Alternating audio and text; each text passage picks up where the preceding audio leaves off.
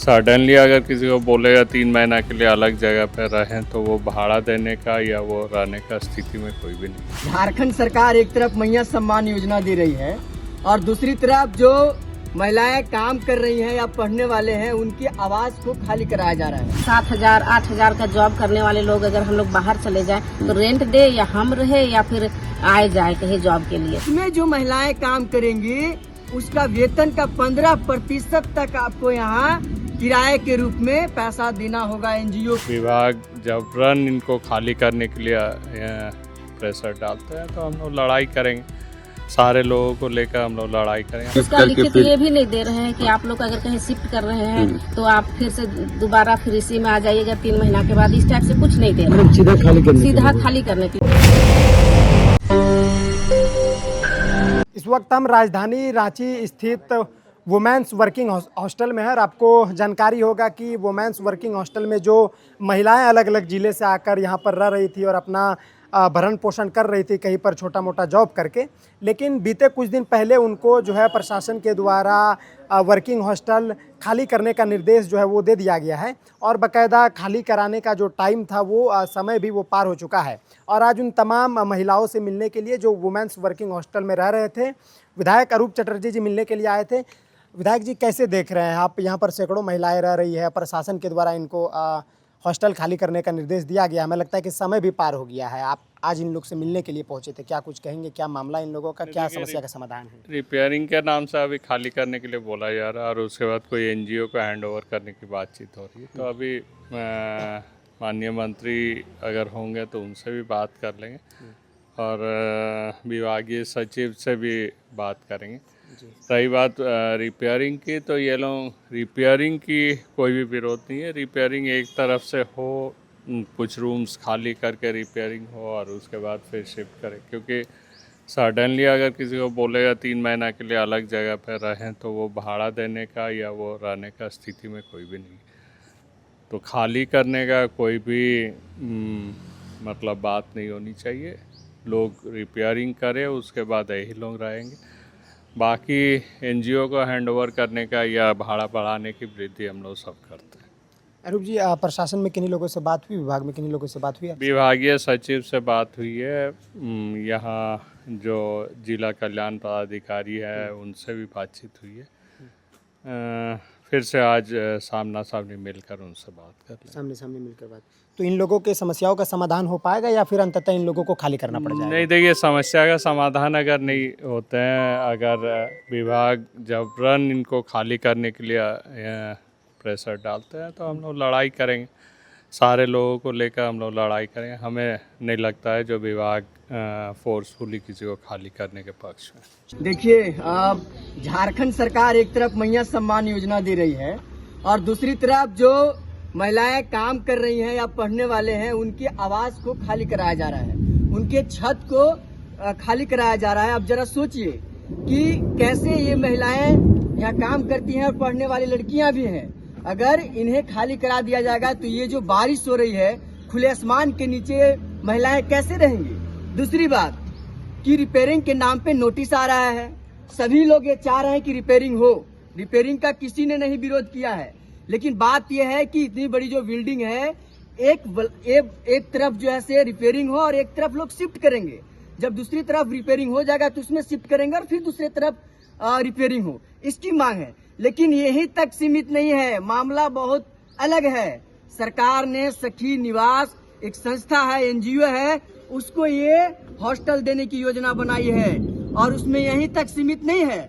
सीमित किया है भाई कि इसमें जो महिलाएं काम करेंगी उसका वेतन का 15% तक आपको यहाँ किराए के रूप में पैसा देना होगा एनजीओ को। बात ये है, तो ये निजीकरण की जो पूरा खेल चल रहा है ये सरकार के अंदर और महिलाओं को शिक्षा से वंचित करने के लिए, काम से जो वंचित करने की जो नीति है, इसे बिल्कुल हम लोग बर्दाश्त नहीं करेंगे और इसके लिए आयशा सड़क पर उतरेगी और बिल्कुल लड़ेगी।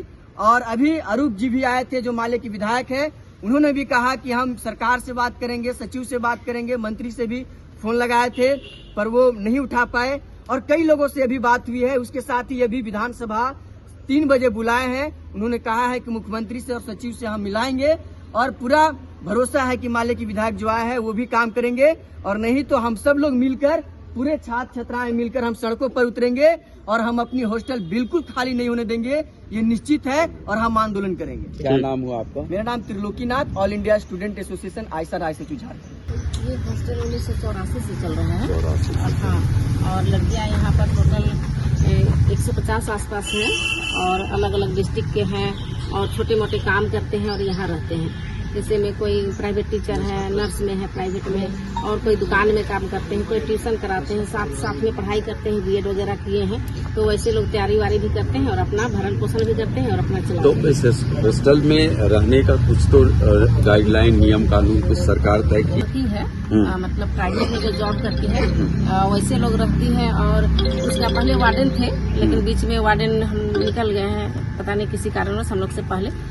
तो उसका रूल है, एडमिशन करती थी, रहती थी। उसके बाद में रूम का अलग अलग इसका है।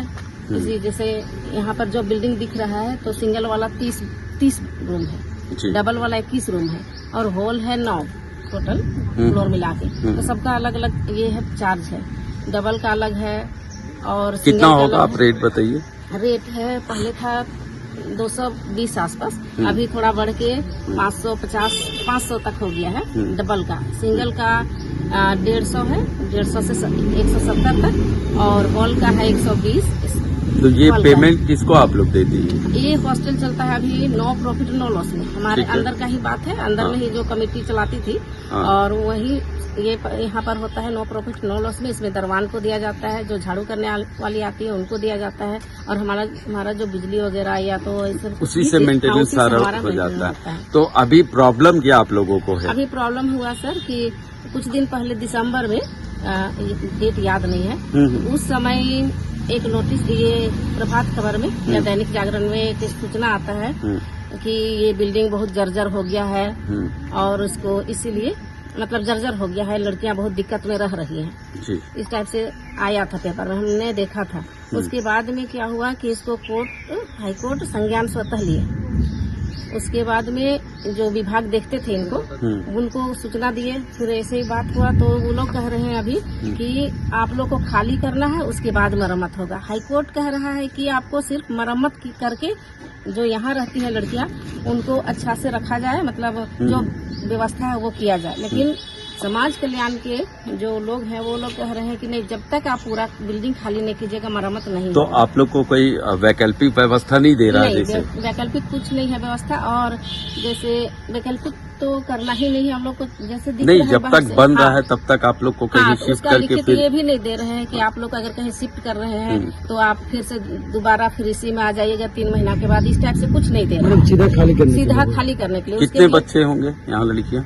150 आसपास का है तो कैपेसिटी, अगर लेकिन अभी फिलहाल होंगे 70-80। तो अगर खाली करा देगा तो फिर आप लोग क्या करिएगा?